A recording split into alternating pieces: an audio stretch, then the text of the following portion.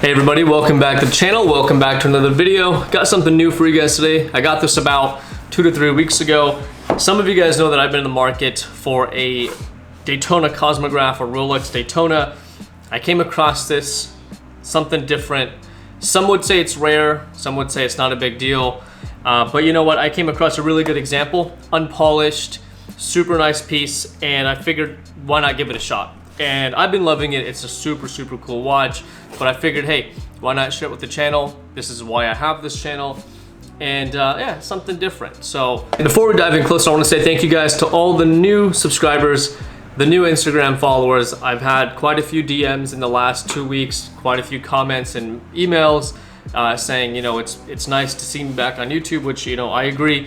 I have missed you guys, so I'm trying to make more consistent content, but you know, in the world of watches, and I do a lot of unboxing stuff, I don't get watches all that often, so you guys kind of got to bear with me here. But you know what, we're lucky enough that this just came in and I am ready to share this with you guys. So with that being said, let's dive in closer and take a look at the new to me, rare Rolex Daytona 116520 APH dial error. And this one specifically is a black dial. In the description box below, there's a link to an article, a really good article that breaks down exactly what this dial error is. And again, to some people, it's not a big deal.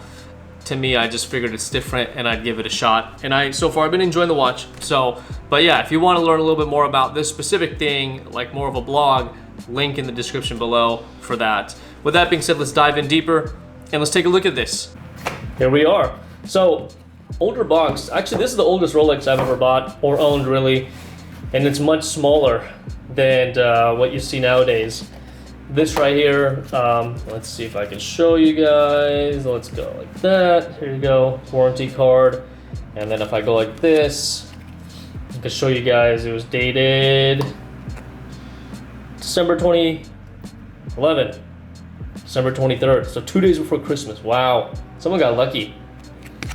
Anyways, let's keep it moving. Put that over there. It has all the manuals and all that other good stuff in here. I just keep it in that little sleeve. Let's pull this watch out. I have a little dust cloth in here, all that good stuff. Okay, zoom in.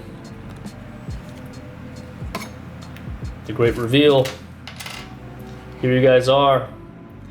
The 116520 Rolex Daytona. This is the pre-ceramic Rolex Daytona.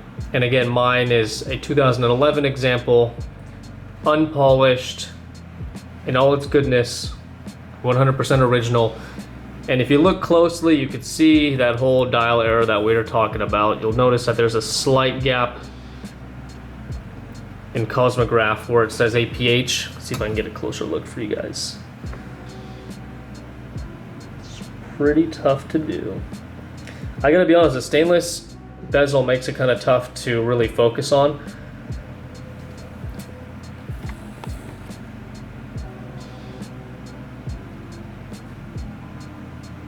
Has its beauty marks everywhere.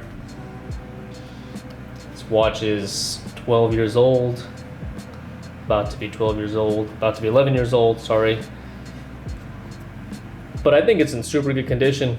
Look at the sides there. Look at that.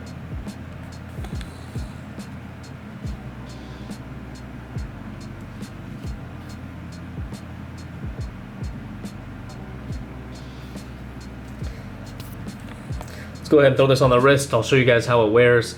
This is a 40mm watch, and as always, I always put up the specs for the watch right here somewhere on the screen so you guys can see all that.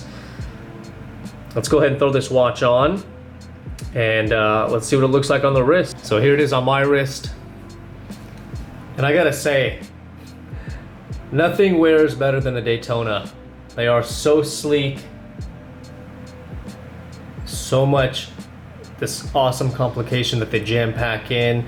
Yeah, there's no date window, so that does suck, but overall it is such an iconic watch that you could spot one of these from a mile away and have a lot of appreciation for. I love the red Daytona wording. Let's take this off and zoom in a little bit, show you guys more. So right above that sub dial, it says Daytona in red, which I think is awesome. It gives a nice little pop of color. In person, this thing is just gorgeous. I'm not sure how good it'll pick up on camera, but in person it is super cool. Now, the APH dial was produced from 2011 to 2014, I believe, and more common to see this dial error in the white dial variation.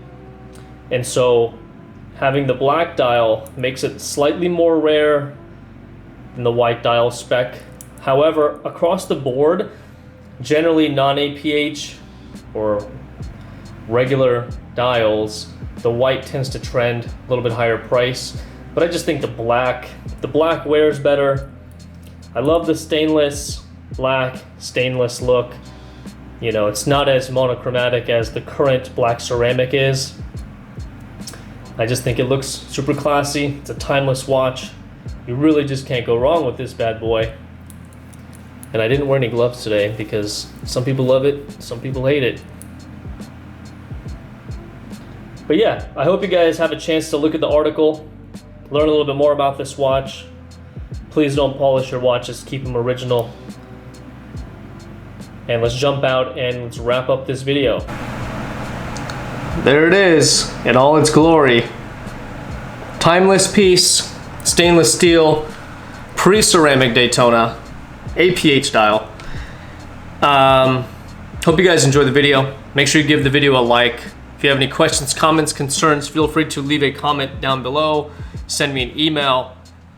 I love this watch. I just got it recently. I'm not married to any of my watches anymore. If somebody sends me an email with a really, really strong offer, you never know. Could have a new house, could have a new home. With that being said, make sure you guys comment, like, subscribe, and I hope to see you guys in the next video.